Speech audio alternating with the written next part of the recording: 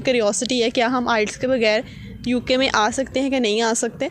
तो इस वीडियो में आपके साथ उन टॉप 6 यूनिवर्सिटीज़ के बारे में शेयर करने जा रही हूँ। अस्सलाम वालेकुम माय यूट्यूब फैमिली, उम्मीद है सब लोग ठीक ठाक होंगे, अपने घरों में बहुत खुश होंगे। सो वीडियो को स्टार्ट करने से पहले मेरे चैनल को सब्सक्राइब कर दें, इंस्टाग्राम पे मुझे फॉलो कर लें and don't forget to press the bell icon ताकि मेरे आने वाली यूके के रिलेटेड सारी वीडियोस आप तक पहुंचती रहें।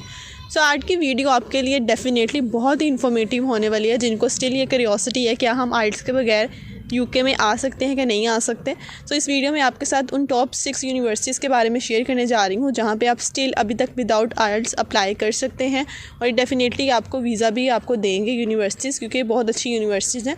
इन सब यूनिवर्सिटीज़ के बारे में मैंने पहले खुद रिसर्च किया है कौन सी यूनिवर्सिटी स्टिल आपको ऑफ़र करी हैं ऐसे टेस्ट कि जिसमें आपको आइल्स ना करना पड़े, तो ये सारी यूनिवर्सिटीज़ वो वाली होंगी। So let's start our video. सबसे पहले ना हम सबकी मेन प्रायोरिटी यही होनी चाहिए कि अगर आप किसी भी कंट्री में मूव करने जा रहे हो ना, सो वो आइल्स ही होना चाहिए, क्योंकि जब आप एक फ़ॉरेन कंट्री मूव कर रहे हो ना, जब उनकी एक लैंग्वेज ही इंग्लिश है ना, तो वाई नॉट आपको वो क्यों नहीं सीख के आनी चाहिए इंग्लिश। इवन कि मैं यहाँ आने से पहले मैं खुद बहुत वीडियोस देखती थी कि हाँ अपनी इंग्लिश को और बेहतर बनाने के लिए।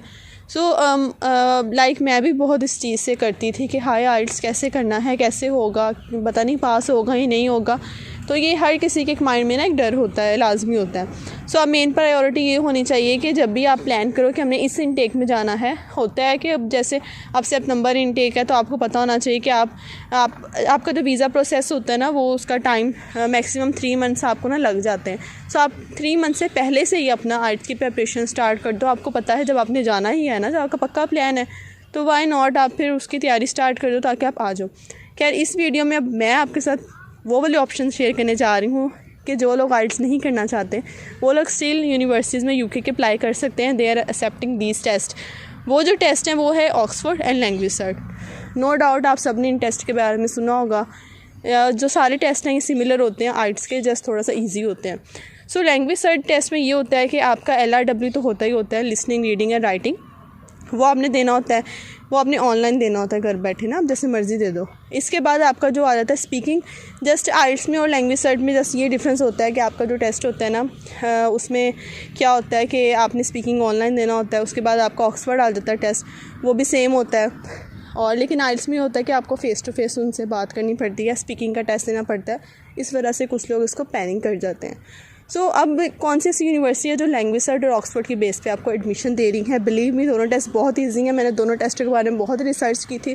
जब मैंने पाकिस्तान से आना था मैंने दोनों के बारे में बहुत स्टडी की थी। यूट्यूब पे बेतहाशा लेक्चर्स पड़े हुए हैं, आप कहीं से भी तैयारी कर सकते हैं, कहीं पैसा बर्बाद करने की ज़रूरत नहीं। अगर आप इन टेस्टों की खुद ही तैयारी कर लोगे ना, तो आप इन टेस्टों को ईजिली पास कर सकते हो। अब कुछ यूनिवर्सिटीज़ ऐसी हैं वो इंग्लिश प्रोफिशिएंसी पे भी आपको उसकी बेस पे भी आपको एडमिशन दे रही है। लाइक मैंने अपनी यूनिवर्सिटी से ना इंग्लिश प्रोफिशिएंसी लेटर लिया था, जिसके ऊपर जस्ट ये मेंशन होता है कि इस बच्चे ने जो पढ़ा है ना, लाइक इस बच्चे ने, मेरे लेटर पे लिखा हुआ था कि मैंने अपनी ग्रेजुएशन इंग्लिश में की है। बेसिकली ये आपके उसके लेटर का मकसद होता है। अब कुछ यूनिवर्सिटीज़ आपको जस्ट आपका वो लेटर आपके पास होना कि आपको यूनिवर्सिटी प्रोवाइड कर दे, और इसके साथ साथ आपकी इंग्लिश में जो मार्क्स होना वो 65 to 70% अबव होना। ये सारी रिक्वायरमेंट्स मिला के वो आपको टेस्ट दे देती है। जस्ट फिर एक यूनिवर्सिटी एक टेस्ट लेती है, वो जस्ट होता है जिसमें आपकी वो लैंग्वेज स्पीकिंग चेक कर लेते हैं, दैट्स इट। इसके अलावा दूसरा ऑप्शन क्या है, लैंग्वेज सर्ट और ऑक्सफोर्ड है। दोनों टेस्ट बहुत ही ईजी हैं, इसको करके आप आ सकते हैं। अब इंतज़ार ख़त्म करते हैं जी। अब मैं आपको बताती हूँ कि वो यूनिवर्सिटीज़ कौन सी जिसमें आप अप्लाई कर सकते हैं। First one is university of Hertfordshire, बहुत अच्छी यूनिवर्सिटी है, एडमिशन ले सकते हैं। ऑक्सफोर्ड और लैंग्वेज सर्ट दोनों एक्सेप्ट कर रही है। दोनों टेस्ट जो इजी लगते हैं वो वाले टेस्ट कर लो, आराम से हो जाएंगे। Second one university of Portsmouth, वो भी टेस्ट एक्सेप्ट कर रही है, लैंग्वेज भी एंड ऑक्सफोर्ड भी। बाकी ये जो बात आ जाती है ना कि लैंग्वेज सर्ट और ऑक्सफोर्ड कौन सा करना चाहिए या यूनिवर्सिटी कौन सा एक्सेप्ट कर रही है, वो यूनिवर्सिटी के ऑफर लेटर पर लिखा होता है। समटाइम वो लैंग्वेज सर्ट मांग लेते हैं, समटाइम ऑक्सफोर्ड मांग लेते हैं, या दोनों ऑप्शनल होते हैं। Third one university is University of Chester. Fourth one University Brunel University London. Fourth one University of Roehampton, my university. And last one is university of Wolverhampton. ये मैं आपको टॉप 6 यूनिवर्सिटीज़ के मैंने आपके साथ नेम शेयर किए हैं जो विदाउट आइल्स आपको ले रही हैं, आपको एडमिशन दे रही हैं। इसके अलावा नो डाउट और भी यूनिवर्सिटीज़ में भी हो सकती हैं, लेकिन ये जो मेरी रिसर्च के अकॉर्डिंग जो मुझे नज़र आई हैं ना, जो यूनिवर्सिटीज़ एक्सेप्ट करी हैं लैंग्वेज एंड ऑक्सफोर्ड, सो ये वो यूनिवर्सिटीज़ हैं।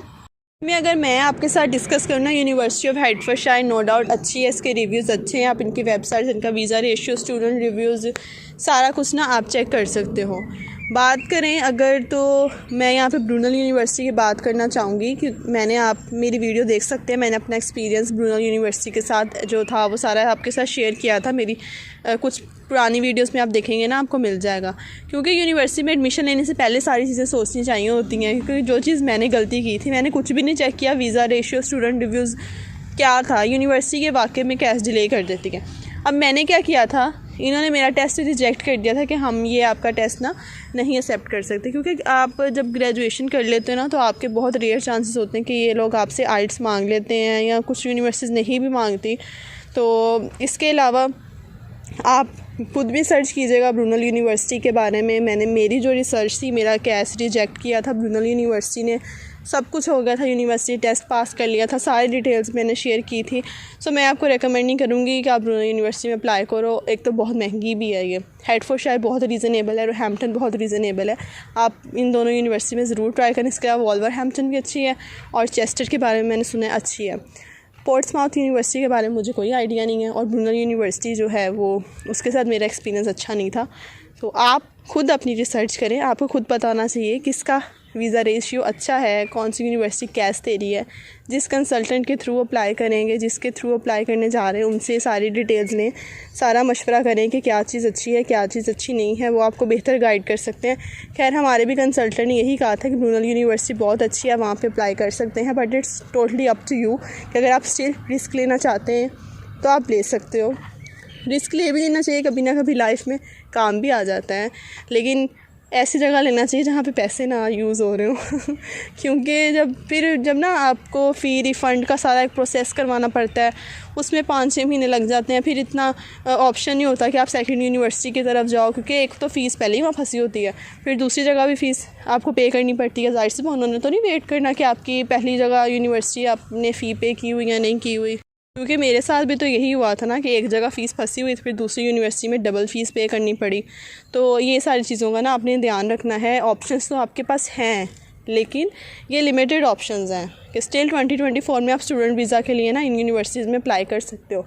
लेकिन फिर भी मैं आपसे ये कहूँगी, मेन प्रायोरिटी आपकी आइल्स होना चाहिए। वो आप कर लोगे ना, तो आपके पास पूरे यूके में आप कहीं भी एडमिशन ले सकते हो। यूके का, ऑस्ट्रेलिया, कहीं जहाँ आप जाना चाहते हो आप ले सकते हो।